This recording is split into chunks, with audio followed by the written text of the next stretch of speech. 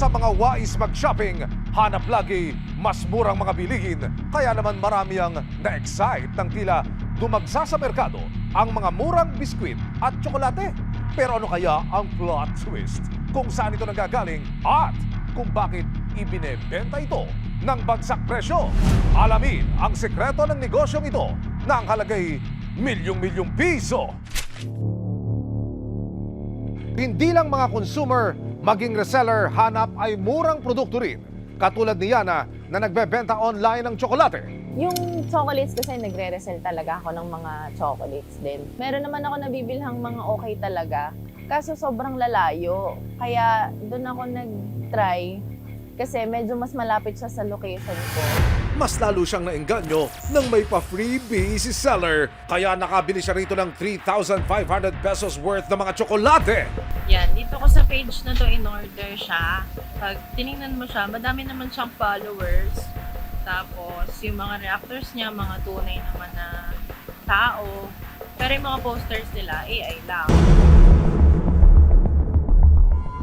Bumili si Yana ng mga ibebenta niyang tsokolate. Naengganyo siya dahil mura at may freebies pa. Pero may surprise pala.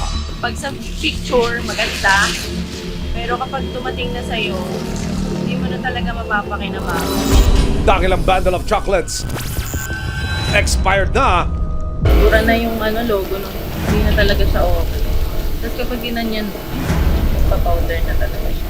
So, siguro na yung expiration date niya. Hindi siya nirepake, parang tinap siya. Chocolate pa guys. Yan. Ito na yung loob niya. Makakain ko ba yan? Maging ang amoy, hindi nakaaya-aya. May malansang ref talaga. Yung parang lumang-luma na. Ganun yung amoy niya. Amoy pa lang eh. Kahit dito sa kabila. Ngayon, mas malala pa yung amoy niya. Sinubukan pa raw niya itong tikman pero ang lasa, naku, kadiri na. Isang ganito ay 100. Pero ang original na presyo nito nasa 179. So parang reasonable pa siya pag market return. Na-bad trip talaga ako noon kasi syempre yung perang yun, hindi naman kung saan ko lang napulot eh. Pinaghirapan ko din yun syempre. Mga kapuso, ipakikita ko po sa inyo kung ano ang itsura ng isang chocolate product, halimbawa nito, na sinasabing expired na pero pinakakalat at ibinebenta pa rin sa merkado. Ang isang palatandaan daw, mga kapuso, pag binuksan mo, meron ng mga durug-durug na piraso ng mga tsokolate. Ang packaging ho, kumbaga, mapusyaw o hindi na masyadong mahigpit yung pagkakasil nung kanyang takip. Madali na itong tanggalin at sinasabi ng complainant at binerify din ng mga otoridad na kumbagay pinatungan na ho ng bagong pandikit itong balot ng chocolate product na ito. Ang isang palatandaan pa, kapag ka binuksan mo yung mismong tsokolate, yun durog na ho yung laman nito. Katulad ho nitong hawak ko ngayon, tingnan nyo. Nahati na sa dalawa.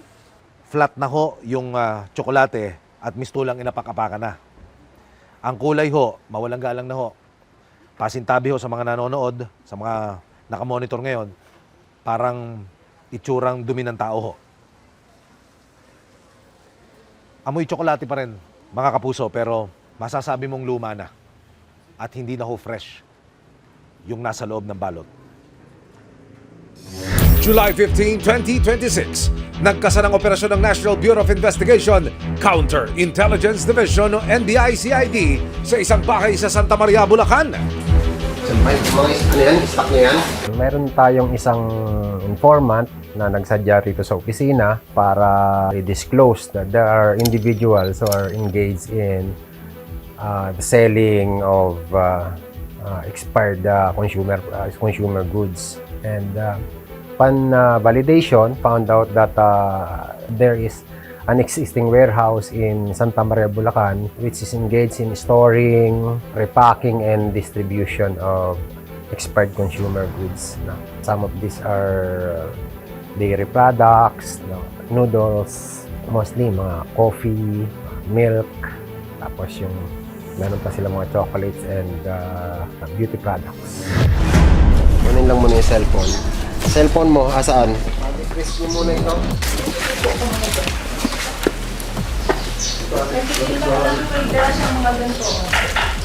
Hindi ako nagtitinda, ma'am. Bakit yung mga ganito kang dala? May tindahan ako ano, ma'am. Ginagamit ko yan. Stay ka muna dyan, huwag kang umalis. Yung cellphone mo, andito lang ako mong hawakan yan. Ang mga bagsak presyong produkto karaniwang ibinebenta online. Pero pwede rin daw ang walk-in. Daan-daang produkto ang tumambad sa kanila. Hindi lang expired kundi marurumi na rin ang ibang produkto. Dugyot din ang atake. Nasa karton yung iba naman siguro, yung iba kaya nakalatag sa may sako doon na nakalatag, parang pinipili nila, tapos nililinisan nila siguro yung iba. Sabi nila, pull out daw sa mga supermarket.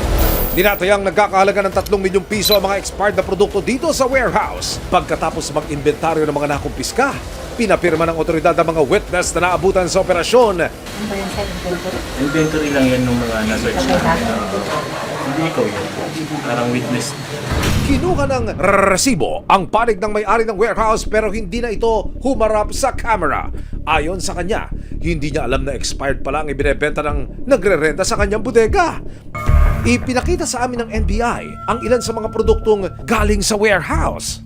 So ito yung mga sample ng produkto na na-seize natin during the implementation of the search warrant. Ito, chocolate, palaman, noodle, vitamin. 2022 ang expiration niya. July 2025. Ito yung ano na, yung PUP na. Sinampa natin sila ng violation ng Food and Drug Administration Act at we are contemplating on filing another case which is violation of Consumer Act at saka yung Food Safety Act. No? So yan pa yung mga pinag-iisay pa nating isang pangkaso. No? So base dun sa mga nakalap nating ebidensya. Ayon sa datos ng Food and Drug Administration o FDA, mula Enero hanggang Marso ngayong taon, umabot na sa 6.6 million pesos ang kabuuang halaga ng mga nakumpiskang expired goods sa bansa.